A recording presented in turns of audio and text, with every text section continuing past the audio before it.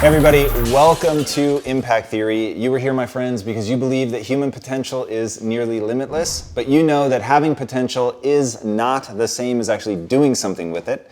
So our goal with this show and company is to introduce you to the people and ideas that are going to help you actually execute on your dreams. All right. Today's guest is a force of nature. She is a venture-backed founder, CEO, and inventor. She created her first game-changing product at age 19, and she founded Uncharted Play, a renewable energy company, at 22 while still attending Harvard. And instead of dropping out like other high-profile entrepreneurs, she just did both because, well, when you box for fun and consider yourself a cross between Bill Nye and Beyonce, that's just how you roll. But I'm not sure that even the superhuman that would be the Beyonce-Bill Nye hybrid could keep up with today's guest. Despite having no formal training in the hard sciences, not only did she invent a product that turns a soccer ball into a power plant, but her company now holds 15 patents and patents pending. She also managed to raise $7 million to supercharge her company's growth, the largest raise ever by a woman of color, and she's partnered with Fortune 500 companies to completely rethink how energy is generated and distributed. Not surprisingly, Inc. magazine named Uncharted Play one of the 25 most audacious companies in the world. Fast Company named them one of the 10 most innovative companies in the world, and she personally was named to Fortune's most promising women entrepreneurs list, Forbes 30 Under 30, and when Obama needed somebody to represent small businesses when he signed the historic America Invents Act, he chose her. Please help me in welcoming the female innovator who has been called the Elon Musk of kinetic energy, the woman Oprah named to the SuperSoul 100, the real-life Riri Williams, Jessica O. Matthews. Jessica, thank you so much for coming on. Thank you. What a pleasure to have you. Real life Riri Williams. Yes, which is why I'm wearing this shirt. That's so dope. So I completely, really enjoyed doing the research on you. And when I saw in one of the articles that I was reading that you dressed up as Riri for Halloween, I said, all right. Yeah. My kind of woman. I respect that. So I'm huge into comic books and really believe that they actually have tremendous power as archetypes, as mythology, so... Me too, like anime and manga, and like, I remember the first time I read Akira. I just believe in the ability to use play to think about the world. So that to me is exactly what comic books do. All right, well, I didn't expect to start here, but since you said that, let's dive right into the Tooth Fairy. Yes. So tell us why the Tooth Fairy is meaningful to you. No, so I believed in the Tooth Fairy until I was 12 years old. And okay, it is generally embarrassing, but I like to tell people that because I didn't necessarily grow up in a house where we allowed certain stories like this to kind of just spread and progress and become bigger than life. My mom was the mom that would be wrapping up the Christmas presents the night before Christmas, being like, oh yeah, like, hold this, do that. Like, you didn't believe, the Santa Claus was not coming to my house. I knew exactly what my mom paid for it. I knew what was going on. I knew the hard work that went into it. But for some odd reason, despite the fact that I had parents who were very, I think, direct about the realities of life, the realities of the world, and like the hard work it takes to get anything, they decided to kind of move forward with the fib of the Tooth Fairy. And so for me, because that didn't really make sense, I just assumed, well, the Tooth Fairy must be real. Right. Like it must be, because my parents would not give me money for my teeth. I just don't think they see the value in my teeth. I have Nigerian parents. Like, this just doesn't make sense. And what I love for that, and I'm really I have several reasons for why I love my parents and everything that they did, but and continue to do. But I think what really made that something that was special for me is that they allowed me to be a person who believed in magic. A person who believed in hard work, a person who believed in science, a person who believed in how you can create real, tangible solutions towards something that you want, but that there can also be a bit of an intangible, unquantifiable sense to what you're trying to do, and that there's a way to make room for that without losing your stability and your sturdiness on what really matters in the world. And so when I finally did realize that my mom was the one basically putting these dollar bills under my pillow, it happened, at the age of 12, at an age where I had already started to really dabble in science, dabble in thinking about how to build robots or, entering different science fairs. And so my frame of the world, my way of thinking had already begun to really form. And so I think it just ended up making me the person who I am today. I love that. So as a company, we're making a big bet that millennials are doing business in a way that nobody has done before. And I think that story really illustrates what I think is happening, the shift. So 15 years ago, when I first got into business and you'd go into a board meeting or you'd present to a VC, it was so buttoned up and so businesslike, and everybody would have, moved their company to Silicon Valley to be a part of that. And I get that, right? That actually makes a lot of sense. But they were very happy to sort of subvert themselves and who they are naturally to fit in, to make the world make sense, to maybe overemphasize the science aspect. And what I find fascinating is instead of doing that, you moved to Harlem. Yeah. And, looking at what your parents did with the teeth and seeing wonderment. I think what you said was, I found wonder in the unknown. Yeah. And talk about that. I think that's really intriguing. So there's several things there, right? So one, there's a concept of getting to know oneself and owning that, and then going down a path that fits who you are versus kind of fights against who you are. But starting first with the last thing that you brought up, wonder in the unknown. Yeah, I mean, there's just so much excitement in figuring out how things work for me. I don't know, whether it's people or the things around me. What stresses me out is not hard work. It's not knowing what work is going to be involved, So as soon as I have a process in place or I have a framework of how something should be so I can build out steps to how I want to address it, It's not stressful. So think about, I've been doing this now for almost 10 years. It's never been really kind of intense or difficult for me. It's always been hard, but a lot of work. But because I understand what I'm doing. I know what I'm doing it for. I know what I'm fighting for. I understand the steps in terms of what's involved to make sure that I never lose sight of what I'm fighting for. So everything else is just kind of going through the motions that I know to be valuable. And that ties back into what you're saying before in terms of choosing to go to Harlem, choosing to be as authentic as possible in the way we build this company, and seeing that not as something that we were just doing because it was a nice idea, but because we really believe that it is our competitive advantage. It is the thing that's going to really catapult our company to being the first billion-dollar tech company in Harlem and one of the most meaningful tech companies in the world if we keep doing what we have to do. And it all goes back to this idea of realizing, okay, so I am a Black girl, with immigrant parents who grew up in Poughkeepsie, New York, decent schooling, but nothing spectacular. Was lucky enough to get into a great college, mostly just because my older sister was one of the first people from my high school to get in there, and she set the path. She's actually right over there. And she set the path. Yeah, she set the path where I was just like, oh, and when you're only 2 years younger than your sister, you're like, oh, okay, if you can do it, I can do it. It made it real, it didn't make it too scary. But I'm not, the classic Silicon Valley CEO.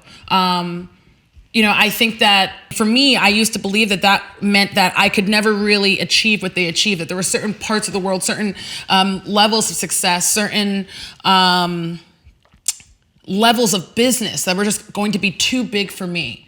It's how can I dare say I'm going to run an energy company? That I'm going to build wealth for a community. Who the hell am I? How did you get over that? Because I think most people have that, but they stop there. The first thing that I did was not think too far ahead. So the idea was, instead of imagining from day one, oh, I want to build an energy company, it was more imagining or really envisioning, well, why am I getting up in the morning?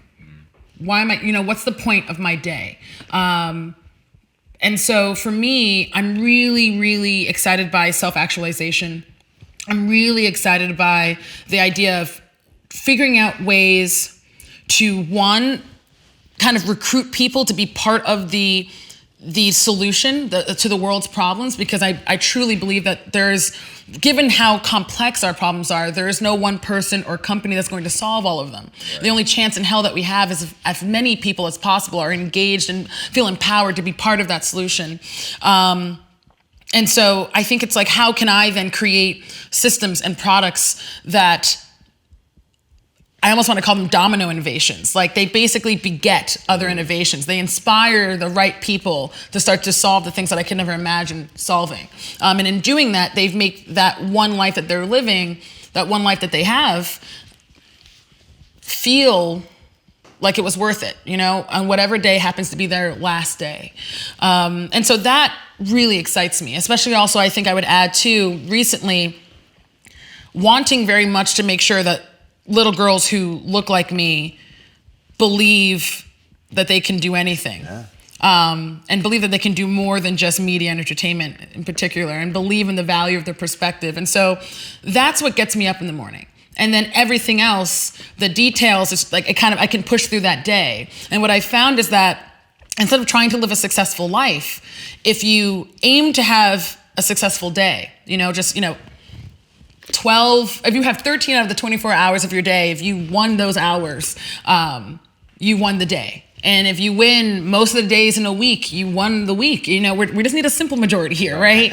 And if you win, most of the weeks in a month, there you go. Most of the months in a year, most of the years in a life, and all of a sudden, look at that. Without even trying, you've been able to kind of get somewhere. And so the biggest roadblocks for me were kind of in those big momentous moments then. So like getting ready to raise the round, for example, was one of those big moments where I realized that without knowing it, I had been building a life up to this big leap. But it wasn't about starting there thinking about the leaps, thinking about the big momentous things that would have to happen. It's like you just go hour by hour, day by day, week by week, month by month, year by year. And then all of a sudden, 5 years into working on something, I have the opportunity to raise the largest round any Black woman's ever raised in history. And I'm afraid. Despite everything I've gone through to get there, I'm afraid. And it's because I still am just like, I know me and Mark Zuckerberg went to the same college, but that's about it. I was on the step team. I know he wasn't. You know what I mean? I mean, from what I understand, he wasn't. I don't, but like we have a different life. And I know that ultimately these investors are looking to invest in people that they understand, right? I think actually a lot of people, I don't think I'm special in that. I think people like to understand things. And in the worst of times in my business, if they don't understand me, they're not going to understand my decisions. They're not going to have faith in how I'm going to get us through this. Right. And it was actually this person who's currently one of my advisors, works for one of the top VCs out here on the West Coast. And he said, without missing a beat, Jessica, Mark Zuckerberg could have never invented the socket. Right. It is your life. It is your unique perspective. It is who you are that has brought you here. So anyone who invests in you is going to want you to be who you are. They're going to have to trust that being who you are, even if it's different from who they are, that's going to be the thing that's going to take this to the next level, no matter what. And I think for me, that was the critical piece of advice, right? Like, we all need someone to say the thing that's been so obvious, but we've just been too head down to realize. We all have our struggle, regardless of who we are, whether you're male or female, Black, orange, green, who cares? We all have our struggle. And we all have our privilege. I consider it a privilege to be born of Nigerian parents. Like, forget tiger moms, lion moms. I still should be getting my law degree right now, according to my mom. Right, what I mean? Of course, because you haven't done nearly enough. Yeah, exactly. But that's the push, right? That to me is privilege, to have parents who believe in you, irrationally so. I feel privileged to have gone to the schools I've gone to, right? But in the end, it's about recognizing the value in our own struggle, being appreciative and aware of our privilege, so that we can have empathy for others and their experience. We can bridge the gap for them, and then being able to take all of that and own it. say, this is who, can we curse? Can I curse? No. Go for it. Let's get crazy. I'll try not to, though. Trust me, I'm not going to try not to, so jump in, the water's warm. But yeah, no, I mean, like, this is who the fuck I am. There you go. This is who I am. Hello, to who you are and to who you are. That's great, but this is who the fuck I am. Right. Take it or leave it. Like, I know that no matter what happens, if I stay who I am, like, I will feel good about it at the end of the day. You know, that's all. The only thing that's going to be constant in this ever-changing world, especially in the startup space, is who I am. And so, in really meditating on that and thinking, okay, you know what? I don't know what's going to happen with this round. I don't know what's going to happen with this company, but I do know who I am. Let's double down. You know, most people, they raise money to get out of Harlem. We went to Harlem. I don't think people really believed it until I also moved my ass to Harlem, because I don't like to commute. I'm all about that walk. I'm all about around the corner walk. And so we move the company uptown, I move uptown, and we immerse ourselves, you know? And it was the best decision I made, not just because, again, it reminds us, you know, it's such a diverse community. We're talking about, you know, building products for people of diverse experiences around the world. And the beauty of Harlem is that, you know, you'll meet 7 different types of people on the way from the subway to the office, and they're living their lives in 7 different types of ways, you know, like from your rabbi on 96 to your barber on 125th. These are experiences that count. These are voices that are meaningful. And so honestly, for us as a team, it's like, how can we give back as much as we're getting? You know, how do we make sure that in being here, we're promoting urban renewal and not gentrification? And so we've done things like, you know, we created a 501c3 called the Harlem Tech Fund, which is entirely designed to figure out how can we help the legacied members of Harlem be a part of the tech conversation, the entrepreneurial and innovation conversation. Tell me about what you think the obligation of business owners are today, because you've talked pretty eloquently about the onus that businesses have. I don't know if there's an obligation. I don't know if I think that anyone has an obligation just because they run a business. I just know that I won't get up in the morning if it's just about profit. I want to make sure that on my last day, whatever day that might be, and maybe this is just more prime for me again because of my struggles, because, you know, I remember a year when my aunt, my uncle, and my grandfather died just like that, you know, because I have a younger sister who died.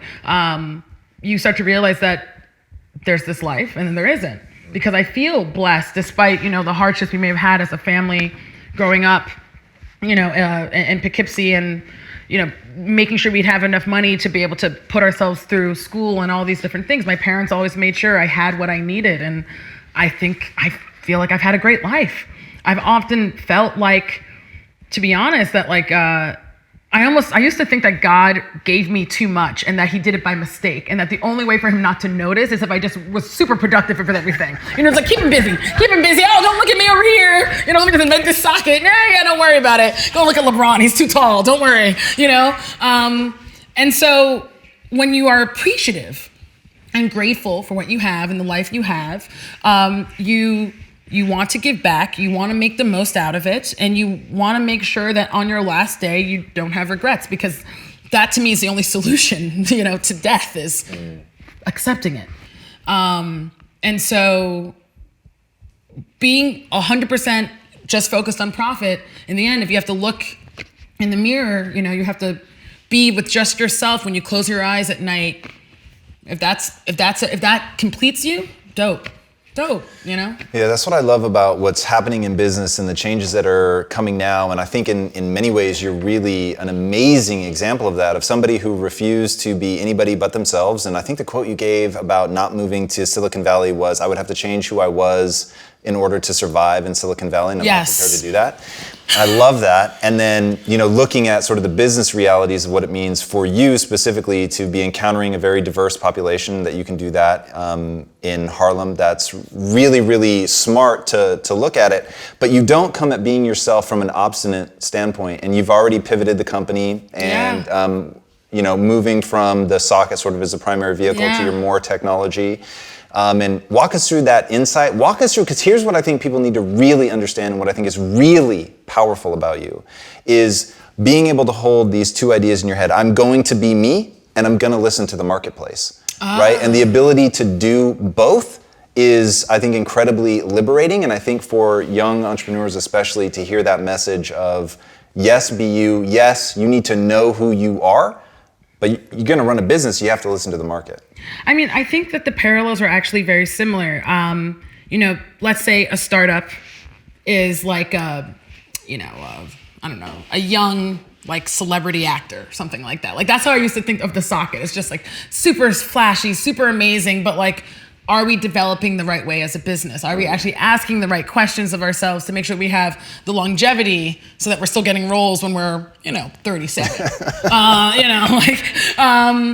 And I think for me, so when I say, I know who I am, I guess the unsaid portion though is like, and then for the things I don't know about myself, I'm open to finding out. Right. And so I think the idea is to think about our lives as a constant research experiment. Who I thought I was and what I thought I wanted when I was 19 is to a certain extent similar, now, but there's also a lot of difference in the nuances and the details of the execution. And I think what it is that like we all have a core that like is our soul, that is our kind of ethos that we're born with, that's our ethical nature that we get from our families and our friends and like where we grew up, that, ideally and hopefully it's good.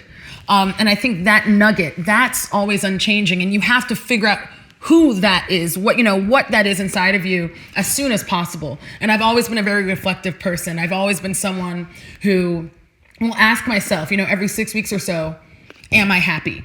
And it's a really simple thing. It's just like, it's either, the answers are either yes, or no. And I mean, that's, you know what I mean? And if it's a no, it's like, okay, well, am I doing things that while right now, maybe I'm not like blissfully happy, are working towards something that I know will make me happy? You know what I mean? Like, and am I generally happy with the idea of the trade-offs that I'm making right now or that I have to deal with? Does that make me happy?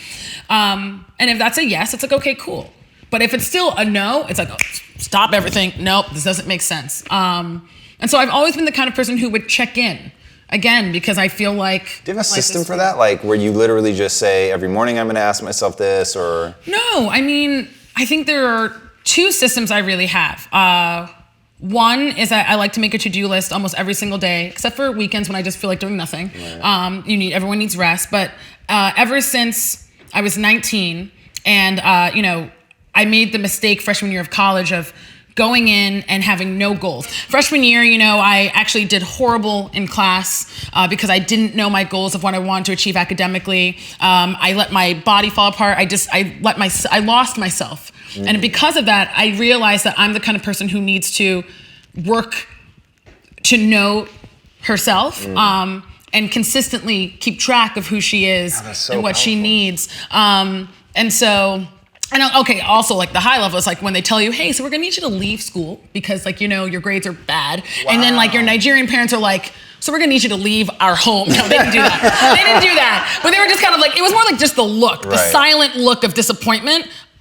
It's the worst. Any Nigerian kid will tell you, like, I'd rather get arrested than have my mom's disappointing look. But so with that, you come back, you're like, okay, I need a solution. And so I started doing two simple things. One was the check-in, which I do it's more like you can sense, if you take some time to be quiet, you can sense when you're not in equilibrium. And then that's when you ask. That's it. Like, you should just running without taking a time to just know where you are. I mean, then there's probably going to be other symptoms where you're just overeating or overdoing this or not sleeping. Like, people will be able to tell you, yeah, you don't look balanced if you ask them. So like, that's the time to ask yourself. And then the second thing is a list. And the key thing about that list is it's always more than what I could ever reasonably accomplish in that day, because I like to push myself. You always end up accomplishing still more than what you think. And I like to never feel satisfied with myself. And I've been doing those two things for 10 years, and that's why I'm here. I love that. Yeah, staying unsatisfied is something that I think a lot of people don't know how to balance that, because if they think if they're unsatisfied that they'll be unhappy with themselves, that it's somehow corrosive. But really, I find that virtually everything I've accomplished in my life is because I'm always unsatisfied. And that whenever I set a goal, by the time I get to that goal, I've already set another goal that's farther away. And I am constantly moving the goalpost myself. Yes. Because that keeps me going, it keeps me hungry, it keeps me pushing. Because like you, right, it's not about the money, right? And the one promise I can make anybody, you're gonna feel exactly the way you feel today about yourself, you will feel even if you earned $1 billion, right? You'll feel whatever insecurities you have, all that, like money can't touch that shit, right? It's like a black hole that you're filling with the wrong things. I mean, and again, I try not to be too prescriptive in what people, I can only speak for myself and what I understand in my limited number of years on this planet about life. But I don't think there's anyone who said on their deathbed, I'm so glad I made that $1 billion. Like, whatever. I don't think that's the thing. I'm going to push you on that a little bit. And the reason is I think a lot about this because we've chosen not to have kids. So I often run the scenario of, okay, when I'm on my deathbed, everybody tells me I'm going to be thinking about the people in my life and all of that. So I'm going to have that moment where for sure I'm going to be, some part of me will wish that I had had kids. Like I can already put myself in that position and I can get it. But I don't want to live for that moment, right? So we all have phases, cycles, and things that we go through. Like right now, I will tell you, this company would not exist. This impact theory is the deepest reflection of what I want to do in the world. And it is only possible at this level because I made money. And if I hadn't made money, so I am literally thinking, thank God I made that money because now I'm able to do what my whole life has been building towards this moment. My whole life is about the reason that I mentioned Riri Williams in the beginning is I believe that we are going to usher in a movement where people really understand pop mythology and understand how to become you because of it. That there is some girl right now, because of how we're going to bring things in and fuel that kind of mythology and all the stuff that we're going to wrap around it, that a young girl who did not believe that she could become you is going to become you because she read a comic book that really espoused the kind of philosophy that you've cobbled together over the years to become that. But nobody's handed it to them before and said, this is real. Like, don't read this like a comic book. Read it like it's real. But to bring it back, so all of that is only possible because I made the money. So I think there's something more interesting, and you'll correct me if I'm wrong, but I think there's something that's more interesting that's driving you. There's something more interesting that keeps you on the sort of compass of who you are and who you're becoming. And I want to talk about your concept of thinking outside the boundaries, right? So how did you not let people define you? Because you literally, there are so many boxes people are trying to cram you in, but you're a real human. Like how have you shucked all that off? I mean, so it's interesting, right? Like, so to your first point about needing resources to accomplish what you want to accomplish. I think that definitely makes sense. I think it goes to the idea of like saying like sometimes you're doing things that are hard and exhausting and not fun and aren't in the moment making you happy, but you're fine with it because you know why you're doing it and that's fulfilling. And I think for me, like when I think about everything I've been through with Uncharted Play and all the work that's still ahead, because I know that if I am not, I like to call it snatching economic edges. So like when you snatch someone's edges, it's like with the precision, you're able to snatch like an edge and just like, it's a black thing, but it's just like, it's just like, ooh, gotcha. Like, you know what I mean? Like I want to like, there are some people in this world right now that I'm just like, I want to snatch your edges. You know what I mean? Or you want to, like, especially in our government right now, I just want to, but I'm like, but the way to do that, to me, the way I believe I am most suited to do that is economically. Like to me, it's like, you know what? Like I'm not forced. I can't march. I can march, but I can't march forever. Like it would be like, I can't, like I'm not that artistic with the signs. Like my signs would be a little lame. But what I can do is very quietly figure out how to control the energy systems, in the world and be able to figure something out. And the idea there though is that like, I don't think I'd want to just do that because it's like, oh great, now I'm powerful. Now, I don't know, now whoever will like me. It's more just like, no, like I cannot let the next generation come into a world where you are the paradigm. I cannot, there's something in me. And I think, okay, so like why have I been able to just stay in who I am and not be trapped? And it's true, I always kind of bring things back to my parents. What they knew for sure was that education, to them, education was the way out, and that's why I believe that Nigerians collect degrees. Like we just collect them. And it was my older sister who was the one that said, I'm not gonna take classes over the summer. I'm gonna do an internship. They're like, internship? She's like, internship. You know what I mean? Like, and I don't know where she got the balls to do that, but I didn't have to fight for that. Like, I didn't have to like come up with some magical way to convince them that like, it's not just education. You need experience. You need to understand X, Y, and Z. And so I came into it with this, like, with this great opportunity. And that's the reason why I always think it's important for even people who can say, listen, you know, I run a company out of an inner city, or, you know, I'm a woman, or, you know, I'm a black person, I'm daughter of immigrants, but I still had the privilege of this. Like, no one is anywhere without somebody helping them. And we're too quick to tell our stories without including those people in it. And I think I'm lucky, because there are a lot of people who have paved the way, who have come before me, who had to learn things and teach them to me with a quickness. And so I think in a weird way, I was able to stay who I am by being open to learning about who I am from those who had been working to figure out themselves as well. And I think it takes a certain sense of humility to be willing to listen to those people, but also I think it takes a certain sense of like logic, I guess, and just like dynamic thinking to realize that what they're telling you is simply part of your full concept of yourself, not the all, you know, not the total of it. And that's one thing I think I do pride myself in being able to do well. I can hear the advice of a lot of different people and say, okay, thank you. This is what I want to do. And I'll stand by it. I will never blame someone for my decisions.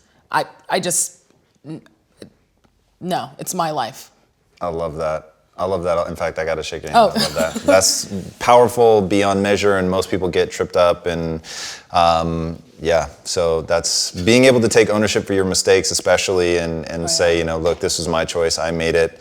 It keeps you in the driver's seat, which is why I'm so obsessed with it. So you have this concept called thinking out of bounds. How do you teach people how to do that? Yeah. So thinking out of bounds came from this idea. When people would ask me, like, you know, back when we first started out creating energy generating sports products, right? So now we're creating infrastructure level energy systems that can harness power from motion, right? So it's like from everything from floor panels to furniture to power lighting systems and Wi-Fi. But where we started was just with a soccer ball.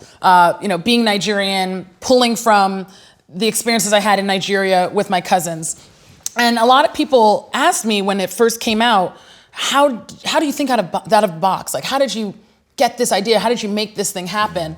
And it was funny because I would say, well, I didn't even know what the parameters of the box were. Like, I didn't know this was a box. Like, I am not a trained engineer. You know, and the unfortunate thing I think sometimes about the way engineering is taught is that you're kind of pushed to scare yourself away from the bounds of what might be impossible. You are afraid. You are taught to be afraid to be wrong. That I know. And so you will do everything you can to make sure you're right, which is awesome. And you see this amazing work ethic and this amazing precision in the way, you know, engineers will build things. But God forbid they say something that's wrong. And I'm happy to be wrong. I'll say something like, blah. I'll be like, sky's green. No, it's not. Okay. Good to know. I thought it was green. Moving on. But just in case it is green, hey, the sky's green today. Like, look at that. Look who said the sky was green, you know? So, but that ability, that freedom to just kind of fluidly be comfortable with your thoughts, whether they're right or wrong, because, you know, as long as you're coming from a place of logic.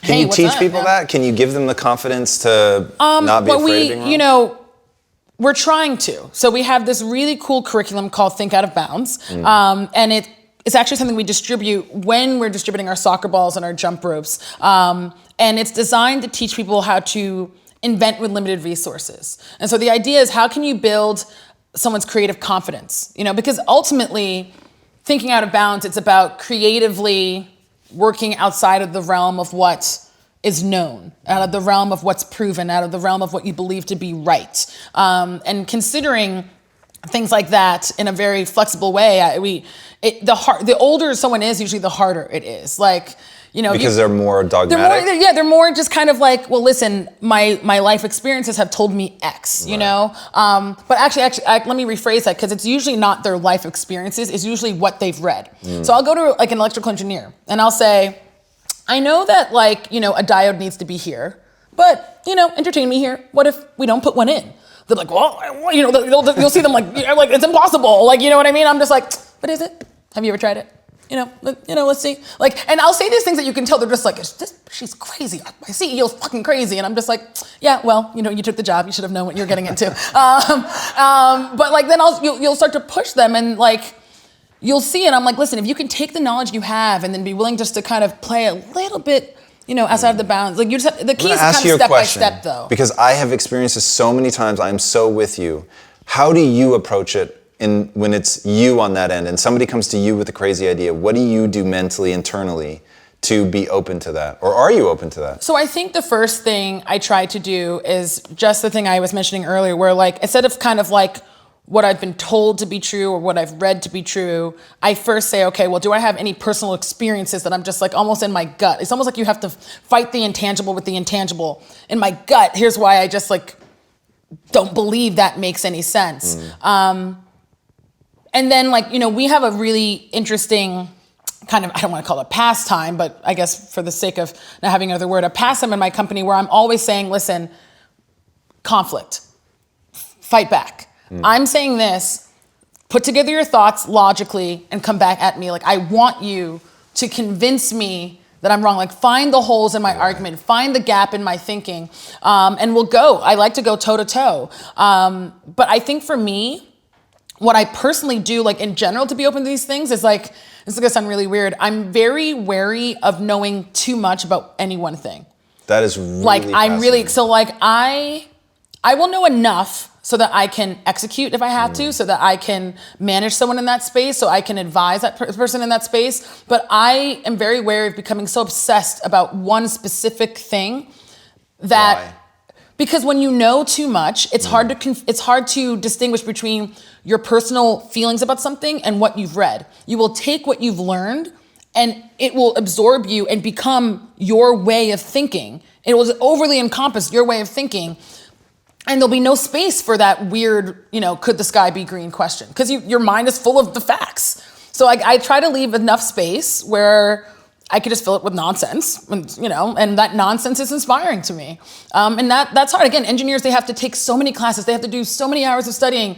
So they end up pushing, they barely have enough space for that information, to say the least, to have 10% space for nonsense. And so, yeah, it can be hard. But when you start at a younger age with someone, they're able to figure out how to always leave room for that. And it goes back to the story about the tooth fairy.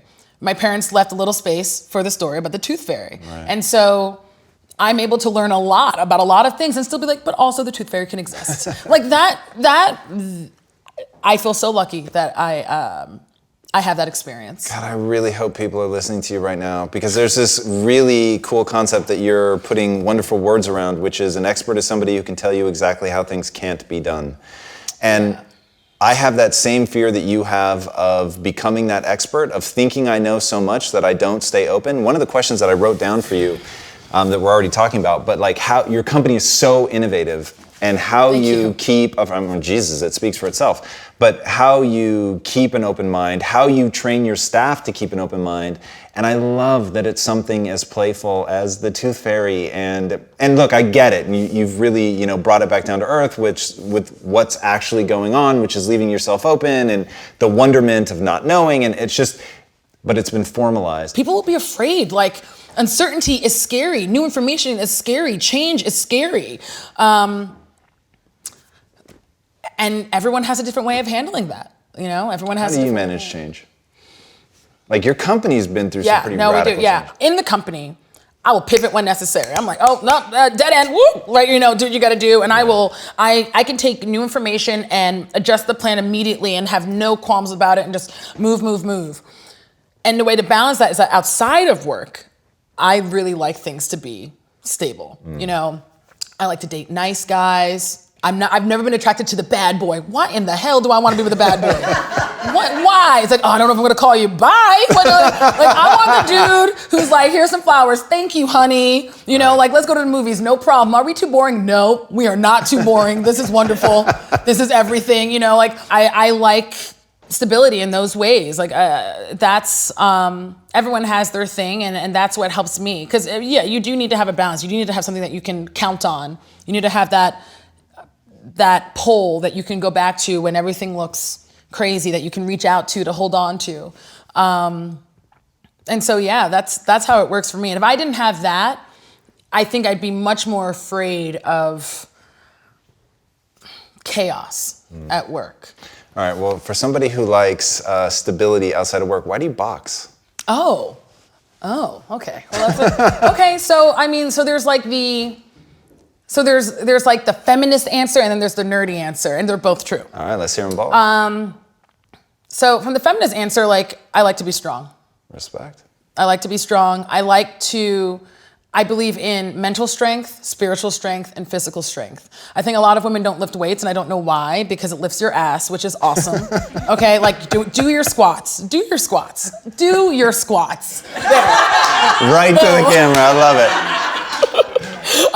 it. You know, like, and it's just like, it's dope. You know, if you live in the city, you got to carry your groceries, at least before all the delivery things. You got to carry your groceries to your home.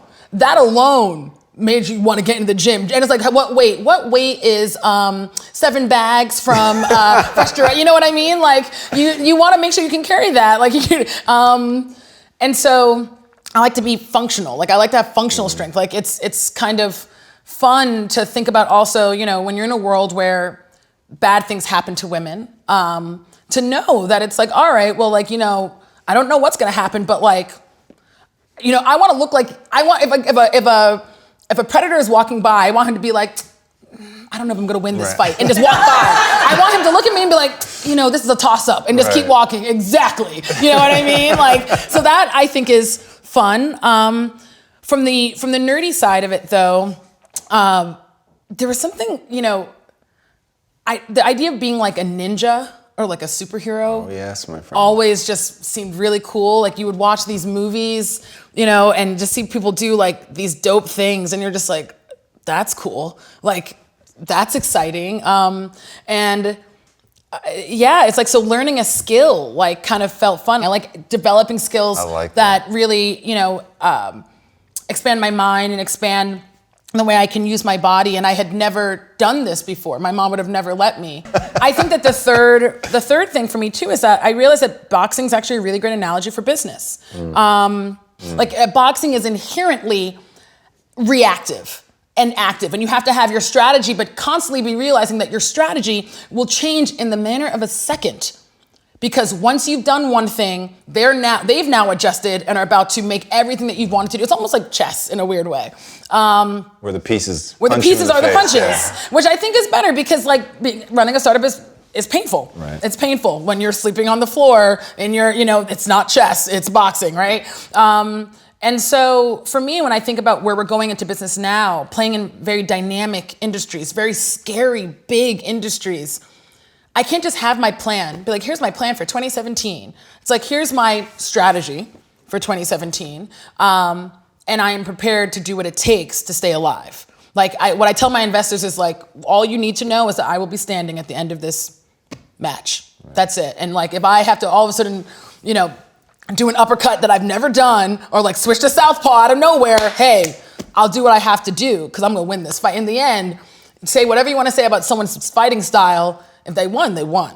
You know what I mean? And like, and that's what I love about boxing. It's like, it's not only that it requires you to think on your feet and also be very, very light on your feet, very delicate. Like, if you plant your feet and they come around you, like, it's just like, if you plant yourself and your ideas about your business, you will lose. When you do make that mistake, you feel the pain. You don't just think about the pain, you feel it. And so, yeah, it's cool. It's awesome. It's cool. That's a great answer. Cool. All right, I have one more question, but before that, where can these guys find you online? Sure. So you can go to u-play.co, u-play.co, and you'll see all the stuff that we've been doing with what we like to call our legacy products. So like how we're actually working to uplift 1 million kids around the world over the next 4 years by using our Think Out of Bounds curriculum and our socket ball and our energy generating jump rope, the Pulse, to inspire 1 million students from income poor communities to realize that they are the future. They're going to be the next Einstein, and backing those ideas. If you go to u-more.co, that's more.co, you'll learn about the core technology that's inside of the soccer ball and the jump rope, and that we're using to bring power to communities across Africa and soon all around the world, from everything from flooring to furniture. So that's the two big ones. If you want to find me and just kind of like follow my random life on Instagram, you can find me at Jessomatt, or Jessomatt, Jessomatt. And I think that, you can find me on Instagram, Twitter. I do random stuff on Facebook sometimes. Just Google me that way. But yeah, no, I mean, we try to keep it real. Or you could just come to Harlem. You'll probably see us walking around. I'm always walking around, you know. So, yeah. Just come to Harlem. That is the best Come to Harlem. Harlem's not that big, you know. Just be like, hey, where's that energy company at? You know, and then be like, oh, over there. Yeah. Nice. Yeah. All right, last question. What's the impact that you want to have on the world? For me, the impact I want to have on the world. I know for me, when I all started this whole thing, and what really kind of originally drove me, it was really about self-actualization and creating systems and products that streamline the way people could self-actualize in their lives, you know, kind of making the journey as valuable as the end result. And that's something that's still really huge for me. Like, how can we make sure people have just like really happy, fulfilling lives? But I think more specifically now, given a lot of the things that have happened in this world over the last few years, or rather a lot of the things that have been brought to light, they might have always been happening. You know, I hate feeling there are some things, no matter how much you believe in yourself, that just suck, especially when you're a Black woman. They just really, there's for example, it sucks feeling like no matter who you hire, you know, because you're a young Black woman, they're going to ask you things that they would never ask an older white guy for. There's no respect. I feel like Rodney Dangerfield. I can't get no respect. You know what I mean? Hey, that's an 80. I'm born in 88. I can still make that reference. That's impressive. You know? It's, and then when you think, okay, well, let me hire people then who look like me. We as Black women, we as women are not awesome to each other. I mean, girl, Hillary knows. Hillary knows. People just, you know, but Black women came to vote for you though. We came out. And it sucks. It's hard. And it's one of those things where it's like, we live in a world that's so complicated that it's not enough to just say, oh, well, one of us succeeded or there's one example. Like, it's going to take so many different things happening to really shift the way we not only learn how to love each other, but learn how to love ourselves. You know what I mean? Like, as women of color, as Black women. And I want to make a significant step forward in that direction. Like, I want my daughter to enter a world where she doesn't even have to explain, oh, well, I know I'm different, but here's my competitive advantage. Like, if there's a pattern matching that people are looking for in the tech space, they're looking for either a Mark Zuckerberg or a Jessica Matthews. So then she can just come out and be like, yep, duh, obviously. You know what I mean? Like, that would be awesome. Like, I want it to be that, like, when I'm flying through, if I'm flying first class, people aren't like assuming I'm Venus or Serena. Right. That's it. It's just like, oh, like literally they'll be like, I thought you were Venus, but I now know you're not. So what is it that you do? And it's like, and when you tell them the energy company, they're just like, oh, right. You know what I mean? And it's like, I want it to be like, indeed, like Jessica Matthews, of course, right. Of course. Okay, there's more than we can do. Than that. You know, I want to expand the way we think about Black women. And that's all and what we think young women can do, what we think people on the East Coast can do, because it sucks. It's exhausting, and it adds this unsaid level of weight, unspoken level of weight on my shoulders and the shoulders of a lot of my peers that it does slow us down. And it is exhausting and it is heavy. And no matter how many weights I lift to make sure I can carry that in addition to my bags, from the grocery store, I still prefer not to. So if I can make a step forward in that, if I can really just, again, building on what's already been done from the people ahead of me to do that, that would be so dope. It would just be the dopest. Honestly. Jessica, thank you so much for coming on. That was incredible. Guys, this woman is going to take you places that you can't even imagine. You're going to want to look her up in the places that she told you about. She is doing something on an infrastructure level that I want you guys to really understand. This is not somebody that dove into the obvious business. This is somebody who looked at the world and said, I can do the infrastructure better. The things that are invisible, those are the things that I can and will do better. And to have that gumption at her age is miraculous. To have it at any age is spectacular, but to be able to do it so young and to have defied so many definitions that the world has tried to put on her, and to see her shuck that off, I think she's going to be taking steps to expand a lot more worlds than maybe she's even aiming at right now, because that is the incredible power that I see in her, and her willingness to center herself in who she is, and not only who she is today, but who she wants to become, and to let her companies reflect that, to be as nimble as she is, to be able to go into the center of Harlem and say, we're going to build the first $1 billion tech company here, is absolutely incredible. I hope to one day be as brave as this woman. It has been an absolute honor to have her on the show. Guys, as you know, it is a weekly show, so if you have not yet already, be sure to subscribe. And until next time, my friends, be legendary. Take care.